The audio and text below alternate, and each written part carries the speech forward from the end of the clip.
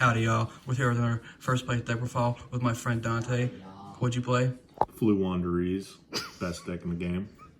All right, let's get into it. Okay, start with the main deck. I'll do a little explanations since it's new. Play 3 Rabina. This is your main searcher card. This is a starter that you always want to see in your hand. Basically, all the Floowandereeze, they do something when they're normal summoned, and then after you do whatever they say, then you can normal summon again. So What's that one search? this one, you normally, when you normal summon it, you want to search the Eaglin. And Eaglin searches, the Rabina searches a level 1 or level 4 or lower Floowandereeze. This guy searches a level 7 or higher Floowandereeze. Or wing beast, I should say. They all search wing beasts, they're generic. So yeah, you search that one. And then you play, oh yeah, he searches a level 7 or higher. This guy banishes from grave, generic, target any card in the grave, banish. And you can normal summon on resolution. Then you play 1 toucan, targets a banish, Floowandereeze, add it back to your hand. And then they all, when they're sent to grave, they all banish themselves. And then anytime you would normal summon a wing beast, they trigger to add back. So let's say you summon this effect, search this, normal summon that. You can search the M-Pin, the level 10, tribute them both, summon, his effect will trigger, and then these will be chain link 2, chain link 3, add these back to hand. So you can chain block with them, so it's kind of broken, they recycle. So anyways, I play 2 M-Pin, he searches a spell or trap, and then he's basically a Baguska, negates the effects of all special summon monsters in attack mode. And he's honest. Oh yeah, and he's honest. If you try to attack over it, he can discard a card, half your monster's attack. So that's it for all the Floowandereeze monsters. Floowandereeze spells. Play 3 of the map.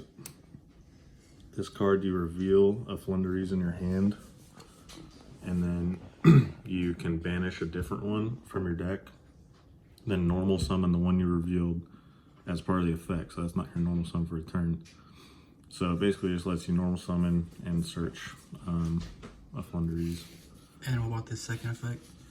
Oh, and its second effect, basically, I don't know what its second effect is. When your opponent normal summons. Oh yeah, and then on your opponent's turn, if they normal summon, then you can immediately after normal summon a monster from your hand. Floowandereeze. A Floowandereeze, and then just do your whole combo on your opponent's turn with that. So that's pretty good. And then play 1 of this. This is basically like a continuous storm force, I guess. It can let you, if you attribute summon a wing beast. Actually, I don't think it has to be a wing beast. Just if you attribute summon a monster requires 2 tributes, you can send an opponent's card to the grave, and that counts as a tribute. So you could send a spell, a trap, a dragoon, send it to grave, tribute summon. So it's just a generic card. Play 1 of this trap. You don't play a counter trap, but this one lets you normal summon on your opponent's turn. So if you don't have the field spell, get this one and you just flip it, normal summon, start your old combo on your opponent's turn. And then I play 1 barrier statue. You can search this off Rabina too, so it's pretty mandatory in the deck. And then my other tribute summons that aren't Floowandereeze. Mist Valley, just a generic negate. You can search all these off of the Eaglin as well, so they're all searchable. Play a Ryza, this dude's nuts. You can summon this twice technically, because you can bounce itself back to hand, then like flip the trap, tribute it again, do it again. You do that all on your opponent's turn. Yeah, on your opponent's turn, so it's nuts. And it's not once per turn, so you can just pop off. Hand traps, 3 gold ashes. They gotta be gold. You're not playing it right. 3 dimension shifter. This is the reason that the deck's actually good, because you don't care if your cards get banished. They all banish themselves anyways, so you kind of want an empty grave. And yeah, just basically beats everything. 3 Imperm, because this deck's bad at going second, so I want a hand trap that also goes second. Then for the consistency, like generic cards, 3 Prosperity, because you don't really need your extra deck, but you still have one, and you need the consistency, so always banishing 6 off of this. Then, because you don't special summon, play 3 Duality, and these don't conflict at all. You can use them both, so you can go 9 deep if you need to. Then this is like another copy of Called By for this deck. Because if you say, let's say you normal summon Rabina, and they chain Imperm to the effect, chain Book of Moon, flip it face down, it still resolves, and you're just going to tribute it anyways, and it's all going to work out the same way. So it's almost like another Called By the Grave. So play 3 of that. And it's good against Phoenix Enforcer. Yeah, it's just generic, a good card, out stuff. Conductor, flip it face down. 1 Terraforming to search the Broken Field spell. 1 Called By the Grave. 1 Gold Sark, because you can banish any one of your Floowandereeze, then normal summon 1, and then it triggers the one you just banished, and so you just get your loot going. basically a Rhoda. Yeah, it's basically Rhoda for the deck, as long as you got another name. And I play the 1 Crossout Designator. I slapped it in last minute because I was losing to hand traps too often, so might as well. It's 41 cards, so I just slapped in 1 Crossout. I'll probably play 3 if I can figure out how to fit it in. All right, extra deck. Extra deck, don't really use it that often, but when you do, it's clutch because all the Floowandereeze lock you out of special summoning for the turn. So you basically play on your opponent's turn. Yeah, play on your opponent's turn, and then when you stop them from doing anything, they pass it back to you, and then you can just, if you have like an OTK or something, you just like link climb and destroy their board. So play an Anima. I don't know. It's just like the best link 1 for level 1s, I guess. That's generic.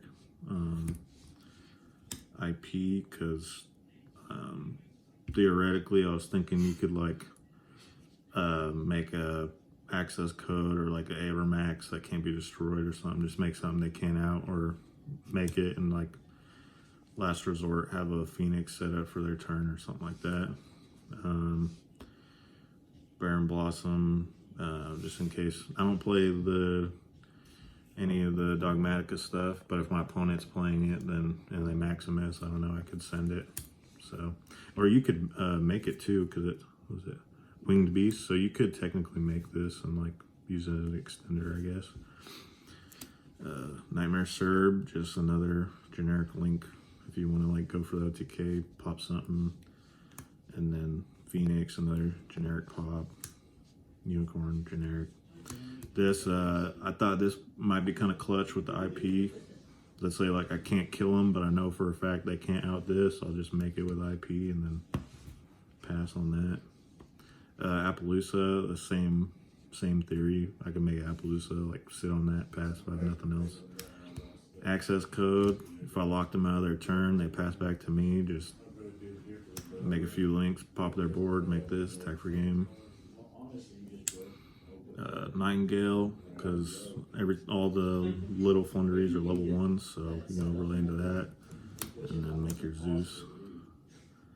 And then I play a Nova, because, I don't know, I might run into someone who's playing Maximus and send that and summon my Makaba, but didn't happen, but could happen. And then one Intis to top it all off. That's it for the extra deck. I thought it was pretty good. I couldn't really think of anything else to put in there, so still haven't. Side deck, play a 1 Dark Samorg.